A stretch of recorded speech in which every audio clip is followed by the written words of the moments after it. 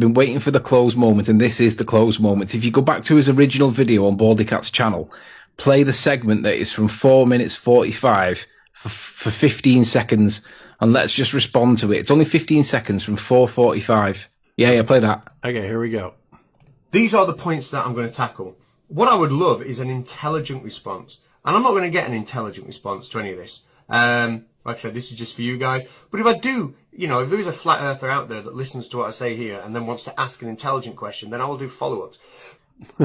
So basically, he wants an intelligent response. He doesn't think he's going to get one, right? But I'm going to assert that he's had more intelligence in this last hour than he'll ever get in any of his training or what he teaches to children. Is he going to respond to it? No. So what's the intelligent response that we can ask him to do? I'll just put it into people's mouths. How do you have gas pressure without a container? Yep. And, beyond that, and I think I qualify as a flat earther, even though some people would disagree. I want to know how these gravity, which is weakening as it goes up, and looking at these tremendous differentials in pressure, especially when you get below the 1 torr level, how you can possibly justify saying that the gravity is going to counteract this unbelievable pressure differential force. And I'd like to see a practical demonstration of it. And I'd also like to see the comprehensive mathematics behind it. Now, that is not an unreasonable request. I am a flat earther. I believe it is an intelligent question. We have provided all the graphs. You can even use my own graph here that we've got. I'm sure you can find somewhere the gravitational constants at different elevations above the Earth. And then let's see you put it all together and show us how this is even remotely possible without the atmosphere being blown off into outer space. There you go. And I'd like to see a concentration of gas without a container. Simple. Boom. Yeah, as me too. Jose would say. No, I think you guys said it well. He's just going to come back and make fun of whatever we said anyway, and then draw his little picture again with his little dots and move on. So, because there is no answer. That's why, right. That's why we're questioning it. That's why we've got problems, is because there is no answer. Nope. Never. There is an answer. There is an answer, but he's not. He won't ever admit that this is a contradiction. It's a problem, and I mean, at the end of the day, you've got to look at it kind of in one sense from the human point of it. It's his job, right? Is he going to sell out for his job, or is he going to sell out for the truth? And what's he going to choose? Is he literally? He's got on one side, he's got a preponderance of counter evidence against him that is intelligence based, that is evidential, that is science based. One thing I want to point out here, guys, to accentuate the power of the vacuum just a little bit more, and I wanted to put this, and this is directly from NASA's Sandusky, Ohio website on their vacuum enclosure that they created allegedly for NASA to test in high vacuum conditions.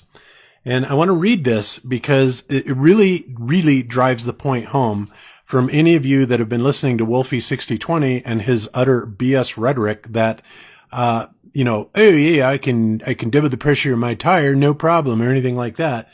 But if that was true, then, we're taking, Sandusky, Ohio is probably around 13, 14 PSI. I'm sure it's a little above sea level, but let's just read what it says here.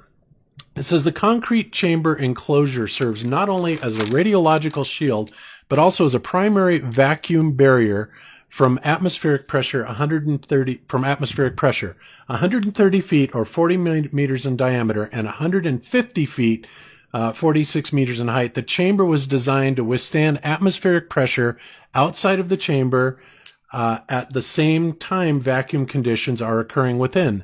The concrete thickness varies from 6 to 8 feet. Again, the concrete thickness varies from 6 to 8 feet and contains a leak-tight steel containment barrier embedded within. The chamber doors are 50 by 50 feet and have inflatable seals. The space between the concrete enclosure and the aluminum test chamber is pumped down to a pressure of 20 torrs or 2.7 kilopascals during a test. Now, again, when you look at that those numbers. The Sandusky facility can generate down to 2 times 10 to the negative 6 torr, right? And we're not even remotely close to deep space, right? So again, if you think that vacuum is not powerful, why in the world would they need steel and 8-foot thick concrete walls? And at another point in there, they also say because it literally will draw the atmosphere through the steel and the concrete walls if it isn't there. So just, think about that for a while. And the next time somebody tells you that, there's not much difference between 1 PSI and 0 PSI, it's all in the scaling, guys. And there is a huge difference. And this is exactly how they're trying to hide the fact that there is no way you can have 14.7 PSI next to a 10 to the negative 17th torr.